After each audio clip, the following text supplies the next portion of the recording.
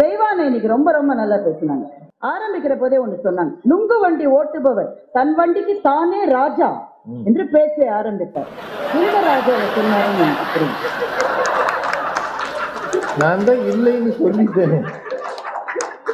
நினைவு இல்லம் உண்டு, நினைவு மண்டபம் உண்டு, அப்படி கனவு இல்லம் என்று ஒன்று உண்டா என்று தெய்வானை கேட்டார். ஒவ்வொருவரும் கட்டுகிற வீடே அவர்களுடைய கனவு இல்லம் தான். விளம்பரத்திலே கனவு இல்லம் தானே போடுறாங்க. தெய்வானை உங்களுக்கு தெரியுமா, ஒரு வீடு என்பது ஒரு கனவுங்க. ஆரம்பிக்கிற போது ஒரு சின்ன போர்ஷன்ல தான் அந்த வாழ்க்கையை ஆரம்பிப்போம். அது மேல இருந்து தண்ணி கொட்டு, மழை பெஞ்சாக்க, அதுவும் கிரவுண்ட் ஃப்ளோர் இருந்தா சென்னையில சொல்லவே வேணாம், உடனே மனசுல அடுத்த மழைக்குள்ள நம்ம இந்த மாதிரி கஷ்டப்படாத ஒரு வீட்டுக்கு போகணும்னு நினைக்கிறோம்பா.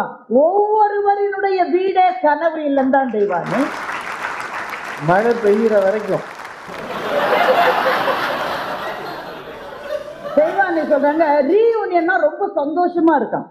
இந்த 96 படம் வந்த பிறகுதாங்க எல்லாரும் கேட்டு போனாங்க. அது மட்டும் ஒரு ரீயூனியன் கிடையாது, எல்லா ரீயூனியனும் எதுக்கு நடங்க, எல்லாரும் மகிழ்ச்சியா இருக்காங்களா? நேற்று நினைவுகள் ஒண்ணும் கிடையாது. எல்லோ சுடிதார் போட்ட என்னுடைய ஜானு வருமோ என்ற கனவுல தான் எல்லாரும் ரீயூனியனுக்கே போறாங்க. அதுவே ஒரு கனவு தான். தெய்வானை சொல்றாங்க, நீங்க நல்ல ஆரோக்கியமா இருக்கணும் தெய்வானை, என் தங்க நல்லா இருக்கணும்னு தான் என்னுடைய பிரார்த்தனை. நான் திடீர்னு மயங்கிட்டேன், அந்த அவங்க சொன்னதான் நான் சொல்றேன், நானும் சொல்றேன். திடீர்னு மயங்கி விழுந்துட்டேன். உடனே எழுப்பி அவங்க கேட்பாங்களா, தெய்வானை சொல்ல, நான் யார், என்னுடைய அட்ரஸ் என்ன அப்படின்னு நான் சொல்லணும். சொல்ல 10 வருஷம் கழிச்சு நான் பெரிய ஆளாவேன்னா என்ன ஹாஸ்பிட்டல சேர்த்துருவாங்க. இதுதான் புத்திசாலித்தனமான பேச்சு என்பது.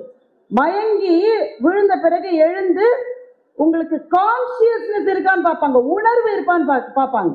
நினைவு வேறு, கான்சியஸ்னஸ் வேறு. Memory is different from consciousness. இது தெரியாம அவங்க நம்மள குழப்புறாங்க அவங்க தெய்வானை. ஆனா அப்படி ஒரு வேளை மயங்கி விழுந்துட்டு வச்சுக்கேன், என் தங்கச்சி தெய்வானை எழுந்துட்டாங்க, வீட்டுக்கு போயிட்டாங்க. முதல்ல தெய்வானையோட மனசுல என்ன வரும்? அதுக்கு 2 வயசுல பாப்பா இருக்கு தெய்வானை.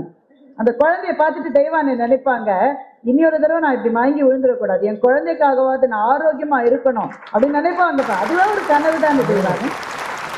இதுக்குமா தேவையில்லாத பேசுறீங்க.